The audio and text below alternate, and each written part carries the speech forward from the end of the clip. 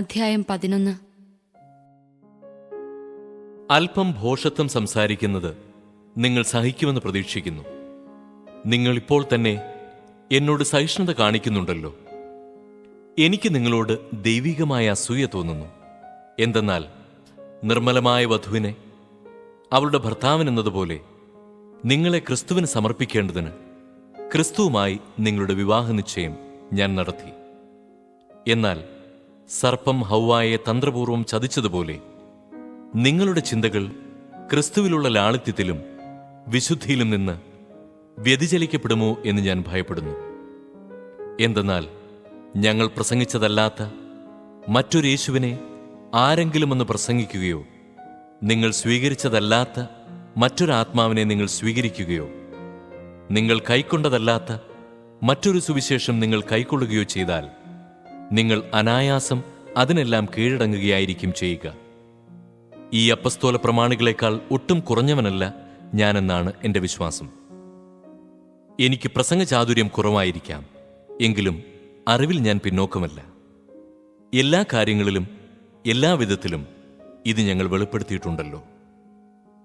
ദൈവത്തിൻ്റെ സുവിശേഷം പ്രതിഫലം കൂടാതെ പ്രസംഗിച്ചുകൊണ്ട് നിങ്ങളുടെ ഉത്കർഷത്തിനു വേണ്ടി ഞാൻ എന്നെ തന്നെ താഴ്ത്തിയത് തെറ്റാണോ? നിങ്ങളെ ശുശ്രൂഷിക്കുന്നതിനു വേണ്ടി മറ്റ് സഭകളിൽ നിന്ന് സഹായം സ്വീകരിച്ചുകൊണ്ട് ഞാൻ അവരെ കവർച്ച ചെയ്യുകയായിരുന്നു. ഞാൻ നിങ്ങളുടെ കൂടെ ആയിരിക്കുമ്പോൾ എനിക്ക് ഞെരുക്കമുണ്ടായെങ്കിലും ആരെയും ഞാൻ ബുദ്ധിമുട്ടിച്ചില്ല. മക്കദോനിയയിൽ നിന്ന് വന്ന സഹോദരന്മാരാണ് എൻ്റെ ആവശ്യങ്ങൾ നിറവേറ്റിത്തന്നത്. അതിനാൽ നിങ്ങളെ ഒരു പ്രകാരത്തിലും ബുദ്ധിമുട്ടിക്കാതിരിക്കാൻ ഞാൻ ശ്രദ്ധിച്ചു, മേലിലും ശ്രദ്ധിക്കും. ക്രിസ്തുവിൻ്റെ സത്യം എന്നിലുള്ളതുകൊണ്ട് എൻ്റെ ഈ പ്രശംസ അക്കായിയ പ്രദേശങ്ങളിൽ കേൾക്കപ്പെടാതിരിക്കുകയില്ല. എന്തുകൊണ്ട്? ഞാൻ നിങ്ങളെ സ്നേഹിക്കാത്തതുകൊണ്ടോ? അങ്ങനെയല്ലെന്ന് ദൈവത്തിനറിയാം. ഞാനിപ്പോൾ ചെയ്യുന്നത് തുടർന്നും ചെയ്യും. അങ്ങനെ തങ്ങളുടെ പ്രേക്ഷിത വേല ഞങ്ങളുടേതുപോലെ തന്നെയാണെന്ന് വൻപു പറയുന്നവരുടെ അവകാശവാദം ഞങ്ങൾ ഖണ്ഡിക്കുകയും ചെയ്യും. അത്തരക്കാർ കപടനാട്യക്കാരായ അപ്പസ്തോലന്മാരും വഞ്ചകരായ ജോലിക്കാരും ക്രിസ്തുവിൻ്റെ അപ്പസ്തോലന്മാരായി വ്യാജവേഷം ധരിച്ചവരുമാണ്. അത്ഭുതപ്പെടേണ്ട, പിശാച് പോലും പ്രഭാപൂർണനായ ദൈവദൂതനായി വേഷം കെട്ടാറുണ്ടല്ലോ. അതിനാൽ അവൻ്റെ ശുശ്രൂഷകരും നീതിയുടെ ശുശ്രൂഷകരായി വേഷം കെട്ടുന്നെങ്കിൽ അതിലെന്തത്ഭുതം! അവരുടെ പരിണാമം അവരുടെ പ്രവൃത്തികൾക്കനുസൃതമായിരിക്കും. എന്നെ ഭോഷനായി ആരും കരുതരുതെന്ന് ഞാൻ ആവർത്തിച്ചു പറയുന്നു. അഥവാ നിങ്ങൾ കരുതുകയാണെങ്കിൽ എനിക്കും അല്പം ആത്മപ്രശംസ ചെയ്യേണ്ടതിന് എന്നെ ഭോഷനായി തന്നെ സ്വീകരിക്കുവിൻ. കർത്താവിൻ്റെ അധികാരത്തോടെയല്ല, പ്രത്യുത ആത്മപ്രശംസയിലുള്ള ഈ ദൃഢവിശ്വാസത്തോടെ ഒരു ഭോഷനെ പോലെയാണ് ഞാൻ സംസാരിക്കുന്നത്.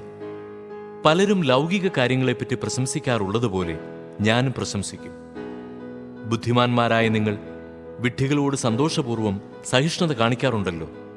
എന്തെന്നാൽ നിങ്ങളെ അടിമകളാക്കുകയും കൊള്ളയടിക്കുകയും ചൂഷണം ചെയ്യുകയും അഹങ്കരിക്കുകയും നിങ്ങളുടെ മുഖത്തടിക്കുകയും ചെയ്യുന്നവരോട് നിങ്ങൾ സഹിഷ്ണുത പുലർത്തുന്നുണ്ടല്ലോ. അതിനൊന്നും ഞങ്ങൾക്ക് ശക്തിയില്ലായിരുന്നെന്ന് ലജ്ജയോടെ പറഞ്ഞുകൊള്ളട്ടെ. ആരെങ്കിലും പ്രശംസിക്കാൻ ധൈര്യപ്പെടുന്ന എന്തിനെക്കുറിച്ചും പ്രശംസിക്കാൻ ഞാനും ധൈര്യപ്പെടും എന്ന് ഒരു ഭോഷനെ പോലെ ഞാൻ പറയുന്നു. അവർ ഹെബ്രായരാണോ? ഞാനും അതെ. അവർ ഇസ്രായേൽക്കാരാണോ? ഞാനും അതെ. അവർ അബ്രാഹത്തിന്റെ സന്തതികളാണോ? ഞാനും അതെ. അവർ ക്രിസ്തുവിന്റെ ദാസന്മാരാണോ? ഉന്മത്തനെ പോലെ ഞാനും പറയുന്നു, ഞാൻ കുറെ കൂടി മെച്ചപ്പെട്ട ദാസനാണ്.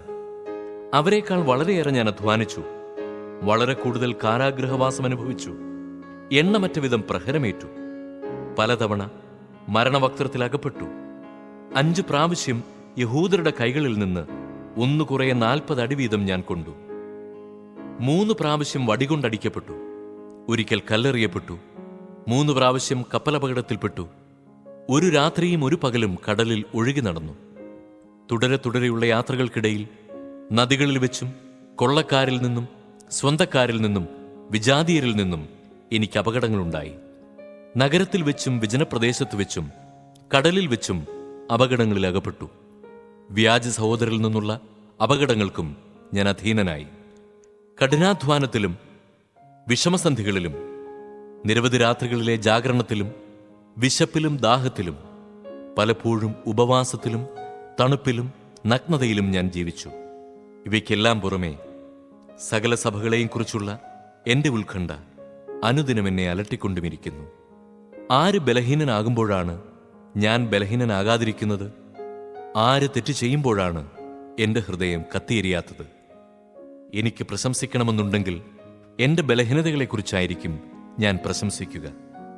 ഞാൻ വ്യാജം പറയുകയല്ലെന്ന് കർത്താവായ യേശുവിൻ്റെ ദൈവവും പിതാവും എന്നേക്കും വാഴ്ത്തപ്പെട്ടവനുമായ ദൈവം അറിയുന്നു.